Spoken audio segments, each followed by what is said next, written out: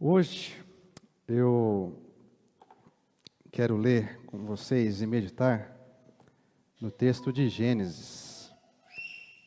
Gênesis 44,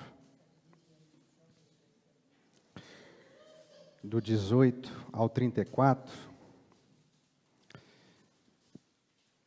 Gênesis significa origem, início. Então, aqui, quando a gente lê o texto de Gênesis, a gente está sempre vendo como as coisas começaram. Por que são assim? E o título da mensagem, veja, famílias imperfeitas, mas restauradas e alvo da graça. Nós vamos ver a origem das famílias, da imperfeição, mas principalmente da graça de Deus. Gênesis 44, 18 até o 34 diz assim: Então Judá deu um passo à frente e disse: Por favor, meu senhor. Judá falando com seu irmão José, que ele não sabia quem era ainda. Permita que seu servo lhe diga apenas uma palavra. Peço que não perca a paciência comigo, embora o Senhor seja tão poderoso quanto o próprio Faraó. Meu Senhor perguntou a nós, seus servos, vocês têm pai ou irmão? E nós respondemos, sim, meu Senhor, nosso pai é idoso e tem um filho mais novo, nascido em sua velhice. O irmão desse filho, por parte de pai e mãe, morreu. Ele é o único de sua mãe e nosso pai o ama muito. O Senhor nos disse, tragam-no aqui para que eu possa vê-lo com os próprios olhos. E nós respondemos, meu Senhor, o rapaz não pode deixar o pai, pois se o fizesse o pai morreria. Mas o Senhor nos disse, vocês não me verão novamente, se não trouxerem seu irmão. Assim, voltamos para seu servo, nosso pai, e contamos a ele o que o Senhor tinha dito. Passado algum tempo, quando ele disse, voltem e comprem mais mantimentos, nós respondemos, só poderemos voltar se nosso irmão mais novo nos acompanhar. Não temos como ver o homem outra vez, a menos que nosso irmão mais novo esteja conosco. Então meu pai nos disse, como vocês sabem, minha mulher teve 2 filhos. E um deles foi embora e nunca mais voltou. Sem dúvida foi despedaçado por algum animal selvagem, e eu nunca mais o vi. Se agora vocês levarem de mim o irmão dele, e lhe acontecer algum mal, vocês me mandarão velho e infeliz para a sepultura. E agora, meu senhor, não posso voltar para a casa de meu pai sem o rapaz. A vida de nosso pai está ligada à vida do rapaz. Quando ele vir que o rapaz não está conosco, morrerá. Nós, seus servos, seremos de fato responsáveis por mandar para a sepultura seu servo, nosso pai, em profunda tristeza. Meu senhor, garanti a meu pai que levaria o rapaz de volta. Disse-lhe, se não o trouxer de volta, carregarei a culpa para sempre. E por isso peço ao Senhor que me permita ficar aqui como escravo no lugar do rapaz, e que o deixe voltar com os irmãos dele. Pois como poderei voltar a ver meu pai sem o rapaz? Não suportaria ver a angústia que isso lhe causaria. Vamos orar mais uma vez. Ó Deus, te agradecemos pela tua palavra e rogamos que o Senhor nos mostre o teu querer, a tua vontade para nós. É a oração que faço em nome de Jesus. Amém.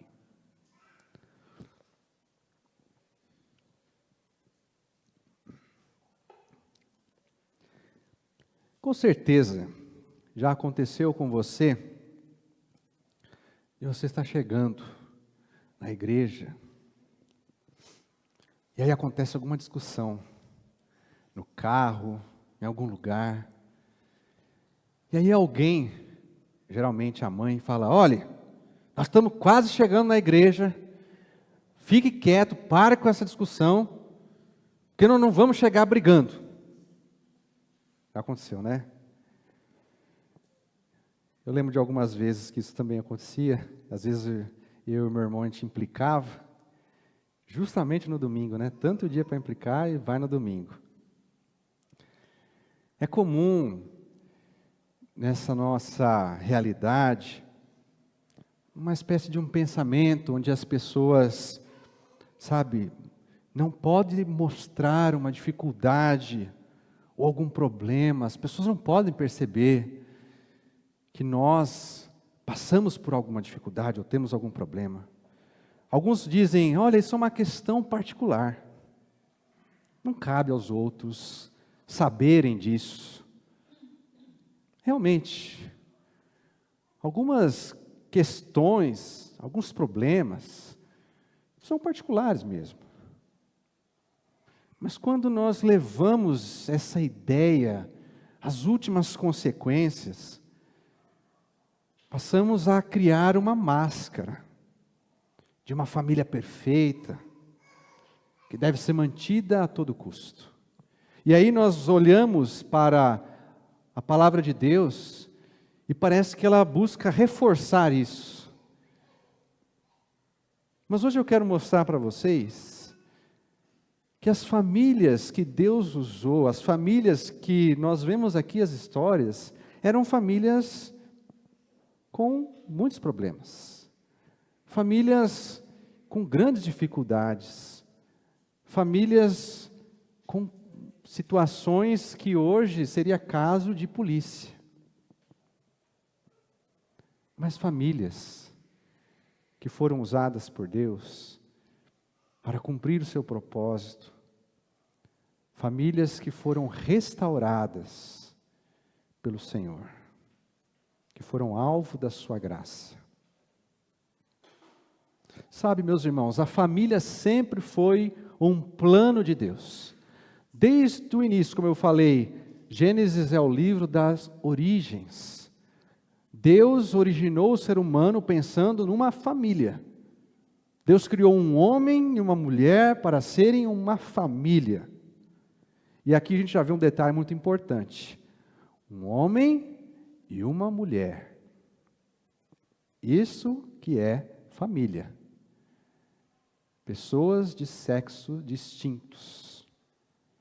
Ela envolve um homem e uma mulher. Mas essa primeira família que Deus criou, ela resolveu se separar de Deus e buscar os seus próprios caminhos. O plano inicial de Deus, de alegria, de companheirismo, de comunhão, de prosperidade e entre outras coisas, esse plano foi rejeitado pelo ser humano. E isso influenciou e nos influencia até hoje. Porque nós estamos separados de Deus ainda. Longe do seu propósito. Tanto como pessoas, mas como família. E apesar desta decisão conjunta de se afastar de Deus, o Criador da família resolve reverter essa situação, reverter essa decisão e restaurar a humanidade ao relacionamento que ela possuía com Ele no início. E Deus resolve agir por meio desse processo, chamando novamente as famílias para andar junto com Ele, para caminharem juntos, para desfrutarem dessa comunhão que haviam perdido. E além disso, Deus colocou a expectativa e a promessa de que no futuro viria alguém que reverteria o descaminho que a humanidade tomou. Deus começa este processo chamando uma família para formar um povo que receberia este grande privilégio de andar com Deus, de conhecer a sua vontade, de uma família que faria parte deste processo de restauração. E esta família é a família de Abraão. Lá em Gênesis 12, Deus chama Abraão. Fala: Abraão, saia dessa terra onde você está. Saia do meio dos seus parentes. E vá para um lugar que eu vou te mostrar. Vá para um lugar novo, diferente. Deus faz promessas para a família de Abraão. Olha, você, Abraão, vai ser um pai de uma grande nação. Você vai ter muitos descendentes. Eu vou te abençoar. E Deus dá um propósito para Abraão. Fala: olha, por meio da sua família, eu vou abençoar todas as famílias da terra. Veja o propósito de Abraão: você será uma bênção para todas as pessoas da terra. E nesta família nós vemos muitas coisas boas. Por exemplo, Abraão anda com Deus e é conhecido como o amigo de Deus. Abraão é tão próximo de Deus que Deus fala para ele: olha, você é um amigo meu. Abraão se torna o padrão desse relacionamento, porque todos os que vieram depois de Abraão buscam repetir esse mesmo exemplo, querem se tornar copiar esse padrão. Abraão é conhecido como o pai da fé. Ele se torna o padrão para todos os outros a respeito da fé, da caminhada com Deus, de confiança em Deus. Deus também dá muitas bênçãos materiais para Abraão. Abraão se tornou um homem riquíssimo. O texto fala que Abraão tinha 318 homens hábeis a sair à guerra. Agora, imagina que se cada um desses tivesse mulher e filhos, só estamos falando às vezes que Abraão andava pelo deserto com uma quantidade de quase 2.000, 3.000 pessoas. Você já imaginou quanto de alimento que precisa ter para alimentar essas pessoas? Quanto de gado que precisa ter para dar de alimento a essas pessoas? Abraão era um homem riquíssimo e poderosíssimo. Essa era a família de Abraão. Agora, nem só de coisas boas tem a família. Muitas coisas ruins também aconteceram na família de Abraão. Por exemplo, Abraão mentiu por 2 vezes que Sara não era sua esposa.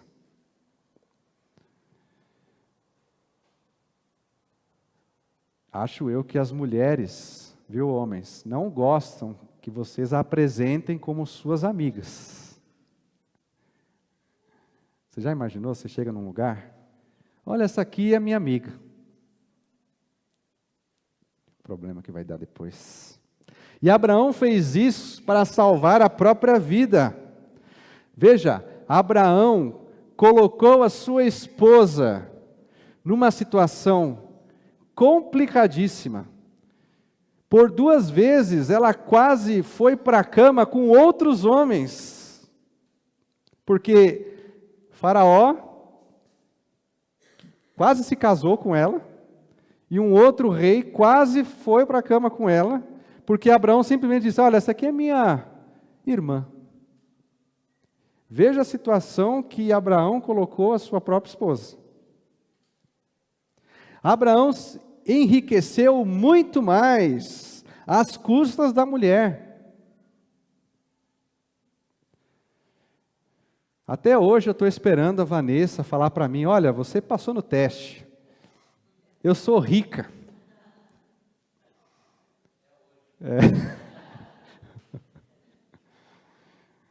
Mas enriquecer às custas da mulher, complicado, né?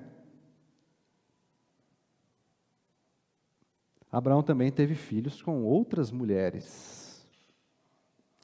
E o texto fala que ele mandou embora todos esses filhos. E aí? Exemplo para nós? Vejam que em todas essas situações ruins, a família de Abraão é apontada como padrão de obediência, de confiança em Deus, de uma família que deve ser bênção para os outros. Sabe, isso nos dá um entendimento de que mesmo que a nossa família tenha defeitos, mesmo que a nossa família seja disfuncional, Deus chama todas as famílias, inclusive a sua, para obedecê-lo, para colocar a sua confiança nele, para que nós sejamos uma bênção para as outras pessoas. Aqui, o que eu posso resumir de toda essa situação é que nós somos chamados para ser uma bênção. A nossa família é chamada para ser uma bênção. Abraão tem um filho chamado Isaque. E agora nós vamos ver a família de Isaque. Isaque é o filho da promessa, aquele que daria seguimento à linhagem de Abraão, que formaria o povo do qual Jesus viria. Sem contar que o encontro entre Rebeca e Isaque daria uma cena de filme de Hollywood, hein? Rebeca indo ao encontro de Isaque, Isaque indo ao reencontro de Rebeca, os dois se encontram, um beijo apaixonado surge. Que cena bonita, e é bonito mesmo. Vamos ver as coisas boas da família de Isaque?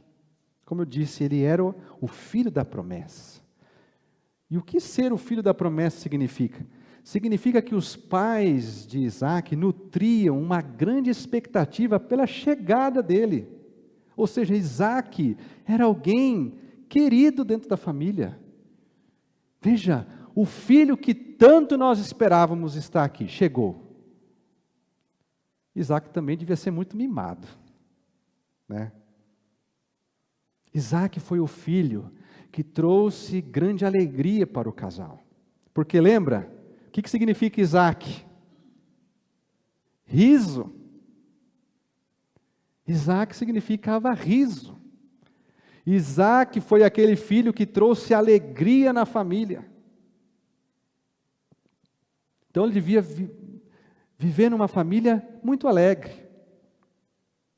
O texto fala que Isaque meditava nos campos, demonstrando uma verdadeira espiritualidade. O texto também fala que ele orou ao Senhor por 20 anos para que a sua esposa engravidasse. Isso demonstra fé. E provavelmente Isaque foi muito mais rico e poderoso do que o seu pai Abraão. Tanto que o texto fala que um dos reis da terra falava: olha, Isaque, vai embora daqui, que você é muito rico, muito mais poderoso do que nós. Não dá para você viver aqui com a gente. Sem contar que, por conta dessa cena de encontro entre Isaque e Rebeca, o casal provavelmente se amava, não é verdade? Era um casal que se amava. Agora, quais as coisas ruins que aconteceram na família?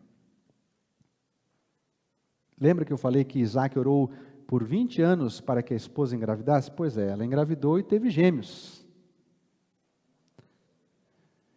Mas aí, um pai preferia um filho em detrimento do outro. Isaque amava Esaú, Rebeca, Jacó.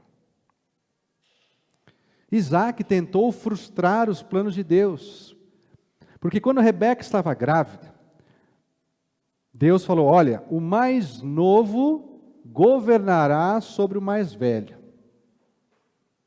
Ou seja, a minha aliança eu vou fazer com o mais novo, não com o mais velho. Quem vai conduzir a linhagem para a vinda do Messias, de Jesus, vai ser o mais novo, não o mais velho. Mas Isaque favorecia o mais velho. Isaque tentou frustrar os planos de Deus. Isaac também enganou a esposa. Lembra que Abraão contou aquela mentira por 2 vezes? Pois é, pelo menos Abraão combinou com a esposa. Falou: olha, quando vierem perguntar, fala para eles que eu sou seu irmão. Com Isaac não. Vieram perguntar: e aí, quem que é essa mulher? Falou: não, essa aqui é minha irmã. Ele nem falou com a esposa. Rebeca não sabia. Vocês gostam de que o marido tome decisões sem vocês saberem, esposas? Isso trouxe muitos problemas de relacionamento. Havia problemas de relacionamento entre os irmãos. Por conta desse favorecimento, os irmãos não se gostavam. As noras de Esaú não se davam com os sogros. E havia problema de relacionamento entre o casal. Lembre, Isaac enganou a esposa. Mas Rebeca também pensou no plano e executou o plano de enganar o próprio marido. Vejam, o início dessa família era maravilhoso. O que aconteceu? Era uma família que tinha tudo para dar certo, se amavam, tinham uma fé, eram ricos. O que aconteceu para que a família chegasse nesse ponto? Sabe, meus irmãos, as famílias precisam vigiar, porque às vezes pequenos probleminhas podem se tornar grandes rachaduras.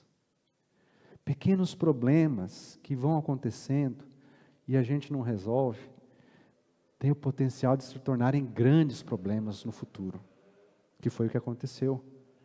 Começou com os pais gostando mais de um filho do que do outro. Depois esse racha aumentou, porque Isaac mentiu para sua esposa. No final, os irmãos não se davam, o pai e a mãe não se conversavam, as noras tinham problema com os sogros. Os grandes rachas na família começam com pequenas coisas que não são tratadas. Mas mesmo nesta triste situação, Deus usou essas pessoas para cumprir o seu propósito de formar um povo do qual viria Jesus.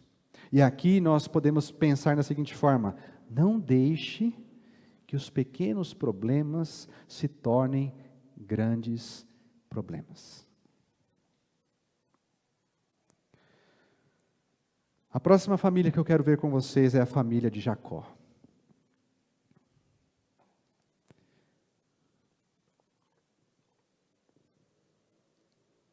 Jacó era o filho mais novo, aquele que enganou Esaú. E isso foi tão problemático para os seus irmãos, que um irmão falou que ia matar o outro. Tudo bem haver problemas entre os irmãos, mas um dizer: olha, eu vou te matar por causa disso. Jacó então faz o quê? Foge dali e vai para a casa do seu tio Labão. E lá ele foi enganado diversas vezes. Jacó aprendeu, experimentou o que é ser enganado. Ele que tantas vezes enganou, foi enganado várias vezes. Depois ele volta para a casa do seu pai, com 4 mulheres, 12 filhos e rico, muito rico. Vamos ver as coisas boas a respeito da família de Jacó. Bom, Jacó era aquele que foi responsável por dar seguimento à linhagem do seu avô. Ele que Deus faria aliança. Jacó era um homem muito astuto e inteligente. Ele tinha um tino para negócio, era um cara empreendedor e uma pessoa trabalhadora. Isso nos mostra que, viu, adolescentes, se vocês querem ganhar dinheiro, vocês precisam trabalhar e ser muito astutos nos negócios, tá? Nós temos exemplos bíblicos para isso. Não tem problema vocês quererem ganhar dinheiro, mas precisa trabalhar muito. Jacó também tinha uma família muito grande. Não sei eu, que cresci numa família apenas com o meu irmão, eu e ele, eu fico imaginando como seria uma família com 12. Meu pai cresceu numa família com 5. Agora, 12, imagina só, 4 mulheres e 12 filhos. O texto fala que Jacó lutou com Deus. O único homem que lutou com Deus e prevaleceu. E Jacó também ele realizou uma reconciliação, que na minha opinião é uma das mais lindas da Bíblia, entre o seu irmão, ele e o seu irmão. Agora, essa família também teve muitos problemas. Primeiro, era uma família de pessoas que não eram confiáveis. Imagina só, Jacó, que enganou seu irmão 2 vezes e enganou seu pai. Os irmãos que enganaram o próprio pai, ou seja, os filhos de Jacó também o enganaram. Lembra no caso de Rubens, que se deitou com uma das mulheres do próprio pai? Ou dos seus outros 2 filhos, Simeão e Levi, que enganaram o pai e simplesmente fizeram um genocídio e exterminaram uma cidade inteira? Pois é, filhos que faziam o que queriam e o pai não repreendia. Também era uma família onde o pai demonstrava favoritismo por uma das suas mulheres, Raquel, que o texto diz que ele a amava profundamente, e para um de seus filhos, José. Sem contar os conflitos entre os irmãos.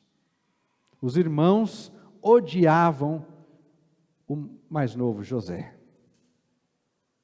Sabe, isso nos mostra que uma família que falta confiança para os seus membros é uma família destinada ao fracasso. Como eu disse, o pai era um notório enganador. Filhos que não inspiravam confiança para o seu pai, para os seus irmãos.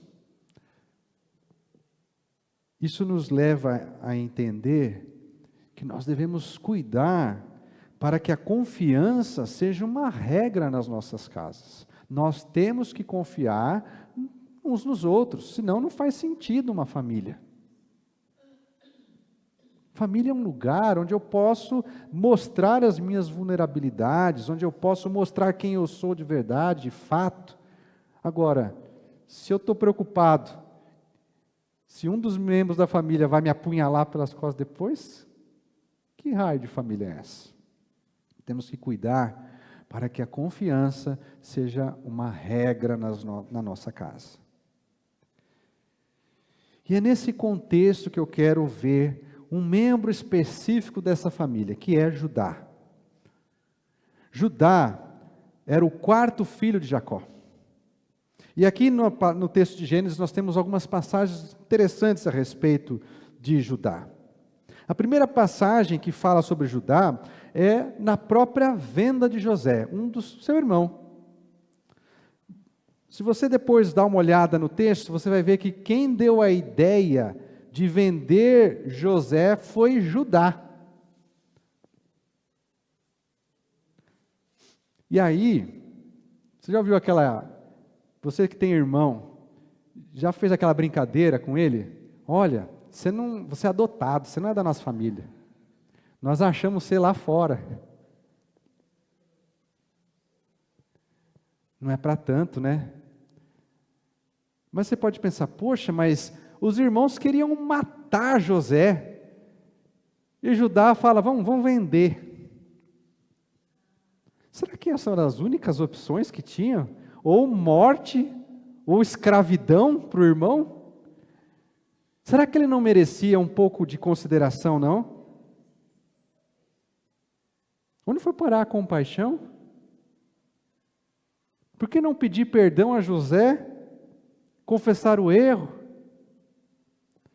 Mas Judá dá uma solução onde ninguém precisa pedir perdão e se responsabilizar pelo seu irmão. Não, vamos vender e a gente ganha um dinheiro ainda por cima. Para piorar, Judá era o irmão mais velho de José. O que se espera dos nossos irmãos mais velhos é que eles cuidem de nós. Eu lembro dos meus pais sempre falavam, olha, cuide do seu irmão, hein? Se alguém for para cima dele, vai você primeiro. Cuide do seu irmão. Mas nessa situação, Judá fez o contrário. A segunda passagem muito interessante e importante que fala sobre Judá é o caso que ele tem com Tamar. Tamar foi uma mulher que casou com um dos seus filhos. O seu primeiro filho morreu. E aí naquela sociedade havia o costume de que o irmão sobrevivente casasse com a esposa do irmão falecido, para que ele tivesse um filho, e o nome dele não acabasse. Aí foi o que Judá fez, deu a esposa do irmão falecido para o próximo. Ele morre. E aí Tamar fica esperando pelo terceiro. Só que Judá fala, eu vou dar essa mulher, essa viúva negra para o meu terceiro filho, ela vai matar o terceiro. Não vou fazer isso. Deixa ela lá, na casa dos pais dela. O erro de Judá foi que ele tentou impedir os propósitos de Deus. Lembra?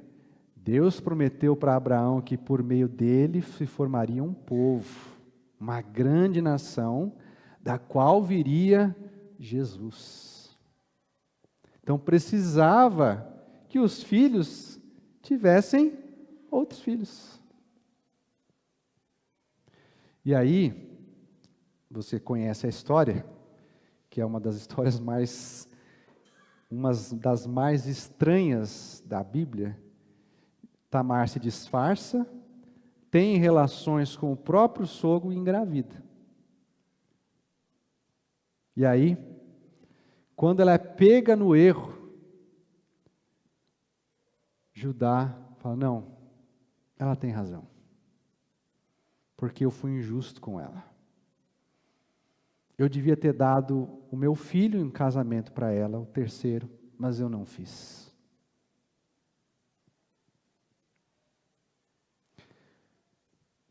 Nesse momento,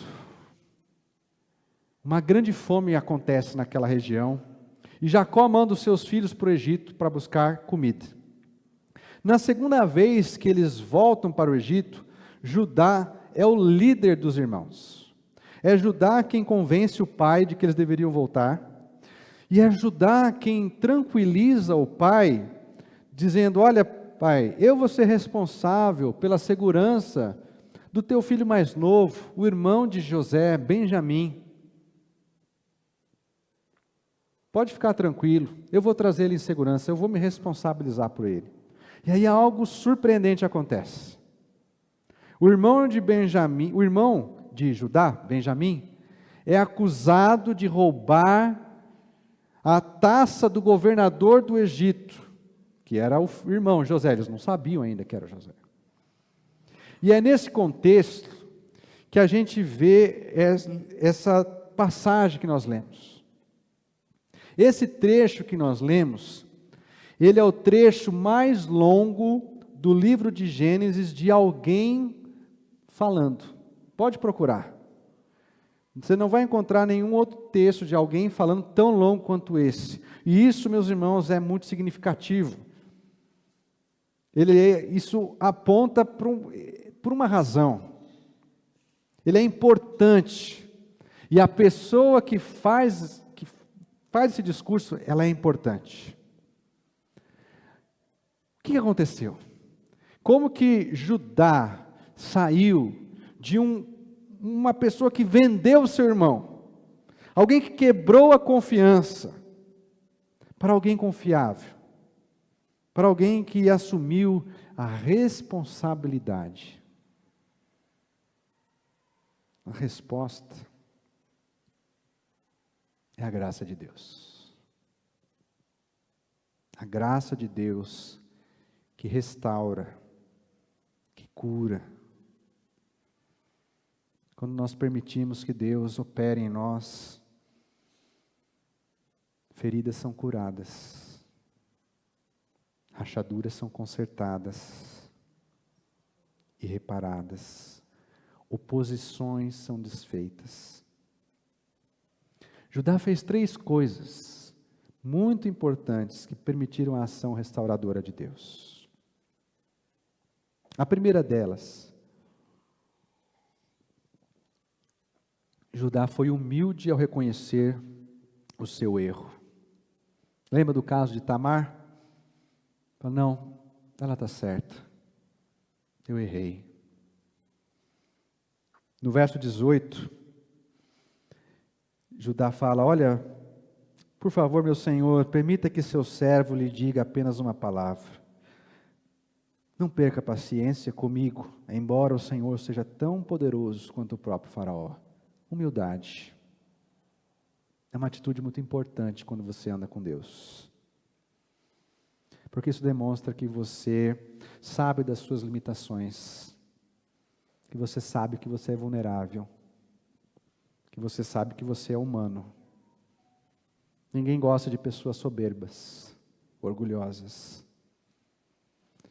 Sabe aquelas pessoas que sempre têm uma desculpa de por que elas agiram errado? Não, olha, aconteceu isso aqui, não foi porque eu quis, não, porque me levaram nessa situação. Não, veja bem, veja bem, né? No trabalho a gente sempre tem alguém assim, né? Você gosta de pessoas assim?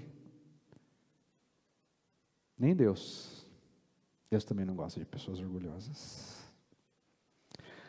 A humildade de Judá aponta para o próprio Deus, que se humilhou, tornando-se ser humano. Nós lemos aqui o texto, lá em Filipenses. Eu vi uma frase que eu achei muito bonita, que diz assim, todo menino quer ser homem, todo homem quer ser rei, todo rei quer ser Deus, mas só Deus quer ser menino.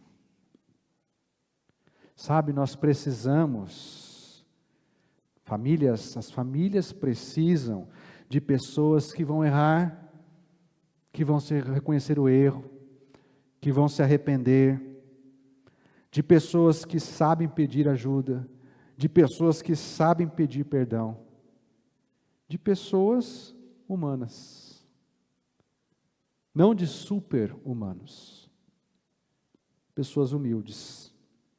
A segunda atitude de Judá é que ele assume a responsabilidade. Judá é o porta-voz dos irmãos. É ele que vai e fala com o pai, olha pai, a comida está acabando, nós temos que voltar lá para o Egito, mas nós temos que levar o nosso irmão mais novo. É Judá que fala com o governador, a gente viu aqui no início do texto, deixa eu falar com o senhor, por favor, não se ire comigo. É ele que é o líder dos irmãos. Veja o verso 32, ele diz assim, meu senhor, garanti a meu pai que levaria o rapaz de volta. Judá falando com o governador do Egito, a responsabilidade é minha. No momento em que nós vivemos uma crise atrás da outra, onde ninguém quer se responsabilizar por nada, Judá nos mostra que nós precisamos ser responsáveis. Essa fraude do INSS, quem é o responsável? Quem vai devolver o dinheiro? Ninguém se responsabiliza. Nós vivemos uma falta de pessoas responsáveis, que se responsabilizam pelas suas palavras, pelas suas ações. E aqui o exemplo de Judá é algo maravilhoso, exemplar. Eu pergunto para você, como anda a sua responsabilidade perante a sua família? Você tem sido responsável por ela? Você tem criado os seus filhos? Ou você tem deixado isso a cargo do celular, da internet, da escola, da igreja?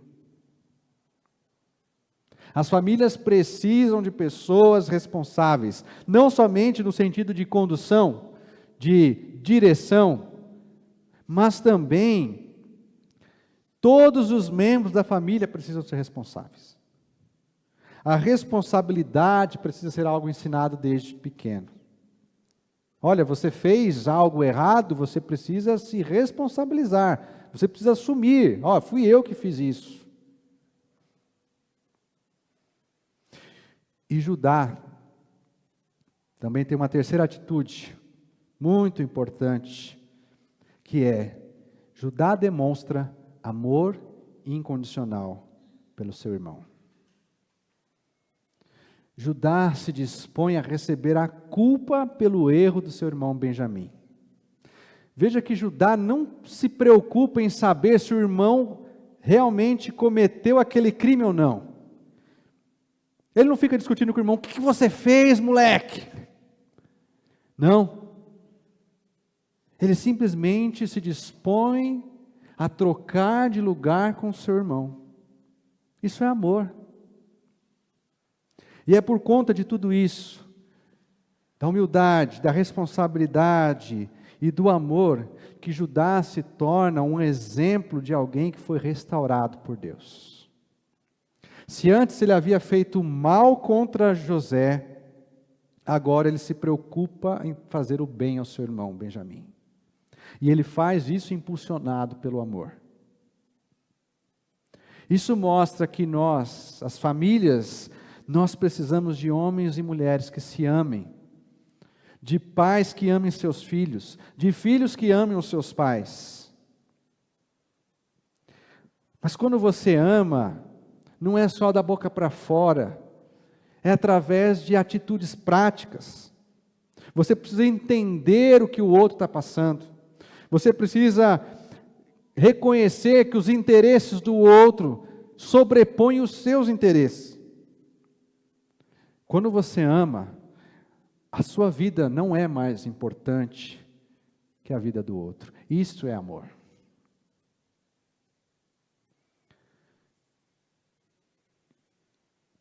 Concluindo essa mensagem, Judá é um exemplo de alguém que recebeu o favor, a bênção de Deus, quando ele não merecia, e que teve a sua vida restaurada. Você pode olhar para a vida de Judá e falar, esse não merece a bênção de Deus. Mas Judá foi restaurado pelo favor de Deus, pela graça de Deus.